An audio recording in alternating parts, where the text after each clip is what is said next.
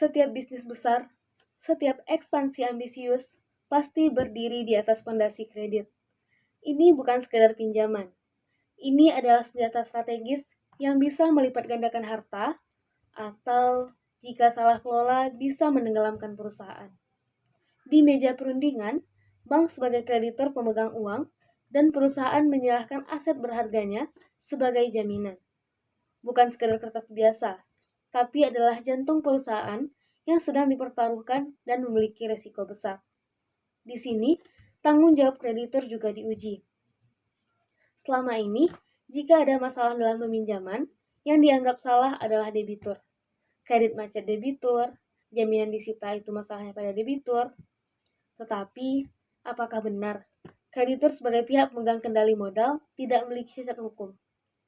Pada video kali ini, kita akan membahas tentang teori hukum tentang tanggung jawab kreditur, perjanjian kredit, jaminan kredit, dan kredit sindikasi. Assalamualaikum warahmatullahi wabarakatuh. Halo semuanya, perkenalkan saya Nurul Abdillah dengan NIM 2510521034 dari Program Studi Manajemen Angkatan 2025. Pada video kali ini, saya akan menjelaskan materi-materi di atas sebagai salah satu bentuk pemenuhan tugas dari hukum bisnis. Materi pertama, teori hukum tentang tanggung jawab kreditur. Pada prinsip Know Your Customer atau kenali customermu oleh kreditur yang merupakan salah satu prinsip yang mengharuskan kreditur memiliki batas-batas dalam penggunaan dana oleh debitur. Batas-batas tersebut didasari oleh beberapa hukum tentang tanggung jawab kreditur sebagai berikut. Yang pertama itu ada teori instrumentalis, yang artinya pihak kreditur mesti dan harus dimintai tanggung jawab secara yuridis jika ada kerugian manakala kreditur ikut campur dalam perusahaan debitur jauh sehingga debitur hanya sebagai alat instrumen bagi kreditur. 2. Teori keagenan.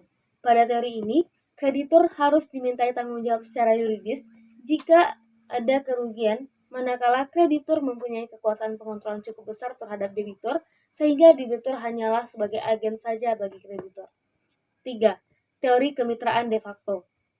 Menurut teori ini, pihak kreditur mesti dimintai tanggung jawab jika kerugian manakala disebabkan oleh kreditur ikut campur dalam berbisnis perusahaan.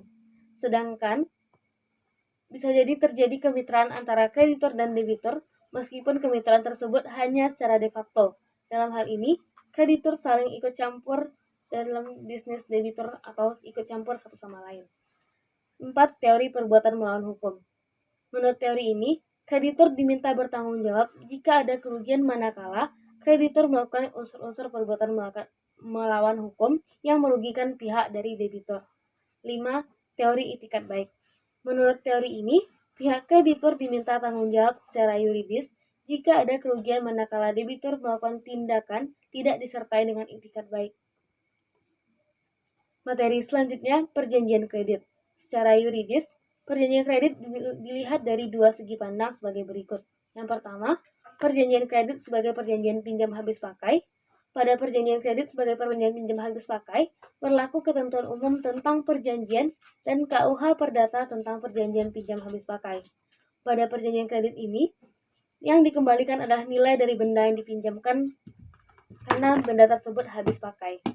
Yang kedua, perjanjian kredit sebagai perjanjian khusus.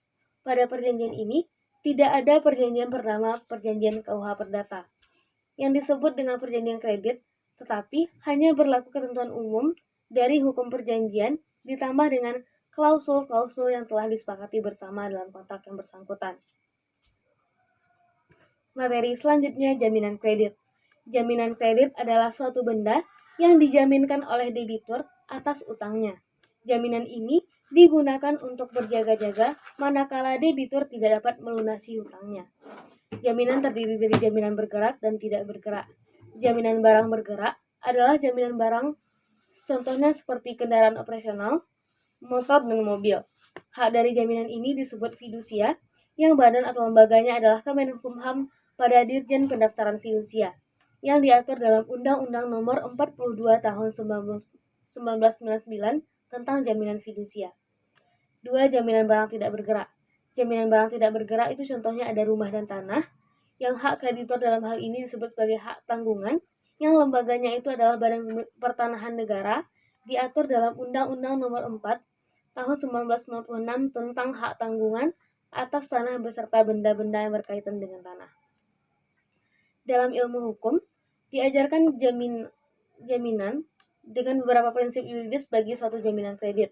Di antaranya yaitu prinsip teritorial, prinsip aksesoris, prinsip hak preferensi, prinsip non-distribusi, prinsip disclosure, prinsip eksistensi benda, prinsip eksistensi kontrak, prinsip larangan berlaku, prinsip formalitas, prinsip ikutan objek, dan prinsip ikutan piutang. Selanjutnya yaitu materi kredit sindikasi. Adalah kredit yang diberikan oleh beberapa bank kepada satu debitur, di mana di antara bank tersebut membangun hubungan lintas kreditur yang dikoordinasikan secara erat dan oleh satu bank sebagai koordinator, yang biasanya disebut sebagai lead kreditor atau lead manager. Pada model-model kredit sindikasi terdiri dari model direct participation atau partisipasi langsung, model indirect participation atau partisipasi tidak langsung, dan model club deal. Yang pertama itu model direct participation atau partisipasi langsung, yang artinya semua bank kreditur saling bergabung dan berhubungan secara kontaktual dengan debitur. Dalam hal ini, kontrak ditangani secara bersama-sama oleh bank peserta sindikasi dengan debiturnya. Yang kedua itu model indirect participation atau partisipasi tidak langsung, yang pada model ini tidak semua kreditur berpartisipasi langsung, tetapi ada perwakilan mereka yang menandatangani untuk berpartisipasi melewati kreditur lain. Partisipasi dari kreditur yang tidak menandatangani kontrak ini diantaranya bisa dilakukan dengan inovasi, pengalihan piutang, pengalihan pendapatan yang timbul dari kredit, partisipasi sebagian, dan partisipasi dengan penjaminan. Yang ketiga itu model club deal. Pada model club deal ini, kredit sindikasinya adalah yang mana kreditur memberi pinjaman secara kredit dan juga terdapat kreditur yang memberikan dengan cara pembiayaan, misalnya dengan jalan leasing. Pada hal ini, mereka bersama-sama bergabung dalam satu indikasi dengan termin dan kondisi yang sama dengan kredit biasa. Sekian materi yang dapat saya sampaikan. Semoga hal ini dapat memenuhi tugas dari hukum bisnis.